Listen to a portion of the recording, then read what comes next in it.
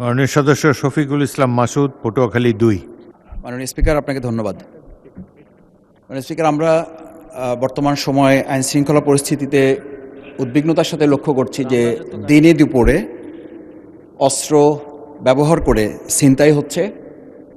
আমরা লক্ষ্য করছি মানুষের ইচ্ছার ভিত্তিতে নির্বাচিত সংসদ সদস্যদের উপরে হামলা হচ্ছে, এমনকি সরকার দলের আইনুল হক সাহেব, এস.এম. জাহাঙ্গীর সাহেব, এমনকি স্বরাষ্ট্রমন্ত্রী মহোদয় যখন বিভিন্ন জায়গায় যাচ্ছেন সেখানে পর্যন্ত তাকে কেন্দ্র করে ভুয়া ভুয়া স্লোগান দেওয়াটাও তো আমরা লক্ষ্য করেছি।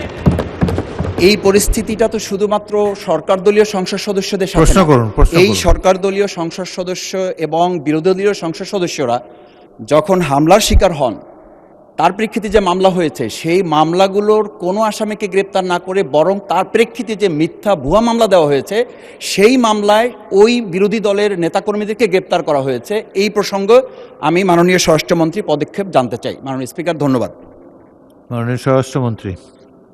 মাননীয় স্পিকার, পয়লা 1 মিনিট একটু আমি অমনোযোগী ছিলাম। কোন প্রসঙ্গে শেষেরগুলো শুনেছি, কোন ঘটনায় বলেছেন যদি একটু বলতেন।